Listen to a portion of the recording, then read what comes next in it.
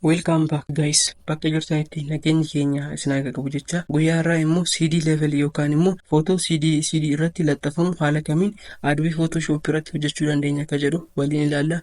Hamma xumuraatti subscribe gochuun na waliin turan affirra kiyyataa gara viidiyoo keenyaatti. Ishi jalqaba maal goona haaraa banannaa jechuudha. Canvas haaraa banannaa. Addana kanatti 12 centimeter pixel centimeter resolution ibasari fi negatina formatii kanaan erga qopheeffattanii booda create godhattu jechuudha. Amma maalidha CD level yookaan immoo photo CD irratti laxxafamu layer kana irratti yookaan canvas kana irratti hojjedha jechuudha. So maalin godha as feetan ellipse na filatee jira. Yaa kunooti ellipse tool ka jedhu ishee kanaan fayyadama. Sanii booda as keessa galeetan maalidha fixed size ka jettu 12 cm godhadha jechuudha. Yoo akkasumatti amman ko naaf ta'e duruma format godhee waan hin kaayeruudhaaf haala kanaan naaf dhufe jechuudha. Sana booda from center ta'uu ishee erga adda baafattanii booda keessaa baatanii sarartuu keessan sararrattu jechuudha center irratti. So ani na sararadha jechuudha. Amma kunoo haala kanaan adana kana sarartuun hin jiru yoo ta'e control R yoo jettanii isin dhufa jechuudha. Amma yoo dabalee jessilan tuqeef hin bade jechuudha. So achuma yoo tuqee deebi'ee naaf dhufa jechuudha. So sarartuu kana immoo sararame kana immoo balleessuudhaaf control H yoo jettanii isin bada jechuudha.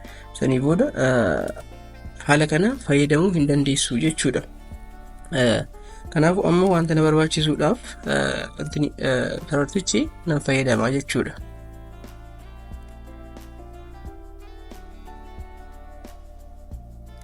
Haala kana ergan godhee booda maalin godha addana kana dhufeetan sana booda ishee kana 12 cm ishee kanas 12 cm sanii booda haala kanaan creating godhaa jechuudha.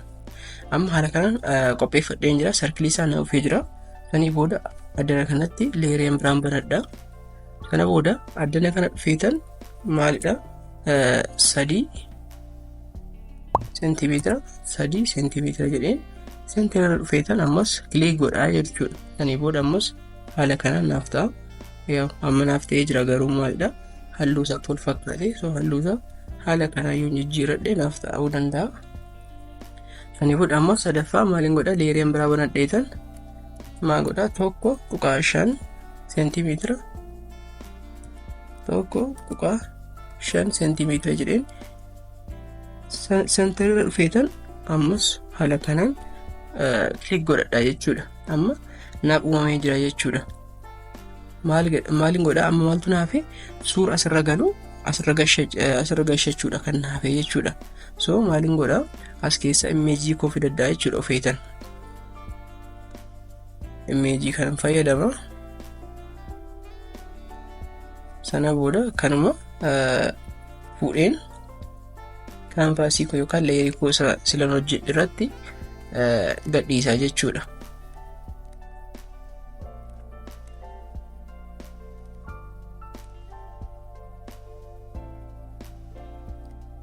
Sana booda ishii kana haala kanaan isa sadaffaa centimeter 3 ani banee gajjallarra nan kaa'adha jechuudha.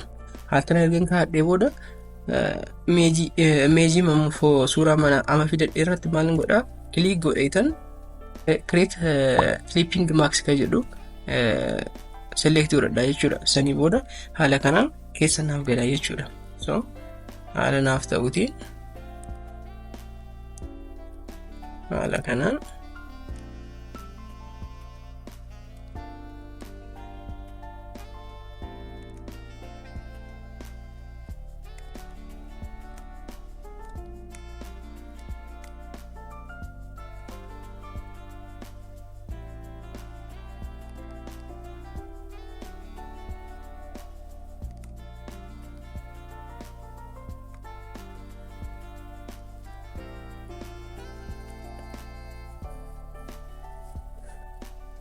haala kanaan ergan godhadhee booda 1.5 ishee banee irratti jechuudha. Maalin godha achuma irratti double click gochuudhaan addana kana dhufeetan deep isheettu kana irraan godhaa jechuudha. Nanii koo sanii booda field opacity koo 0 godhaa jechuudha. Sana booda haala kanaan amma naaf ta'ee jira jechuudha. Haala salphaatiin easily waytiin maal goone footoo CD irratti laxxafamuu danda'u CD level ka jedhamu jechuudha. Kana create goonee jirra jechuudha. Sanii booda asumarratti kana merge goonee fayyadamna jechuudha. Amma haala salphaatiin hojjennee jirra jechuudha. So sarartuun kun hin barbaachisu kana jechuudha. Sana booda ufne save godhannee kanuma export goonee print beetii geessinee mana printii geessinee maal gochuu hin dandeenya kanuma fuunee erga sirrii miti hanaan dandaanatti raawwadhe print beetii erga geessinee booda haala kanaan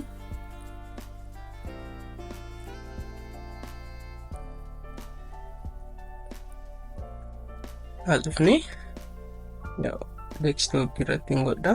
Sana booda CD level sana booda kanuma save godhanne kana flashiidhaan fuunee geessine maal gochuu hin dandeenya print goonee CD keenya irratti yoo laxxafanne haala salphaatiin fayyadamuu hin dandeenya jechuudha. Amma nuti hojjennee kaane kana fakkaata jechuudha. Egaan viidiyoon keenya irraa kanuma fakkaata. Guyyaa gara biraa viidiyoo gara biraatiin haga walitti deebinutti nagaan tura.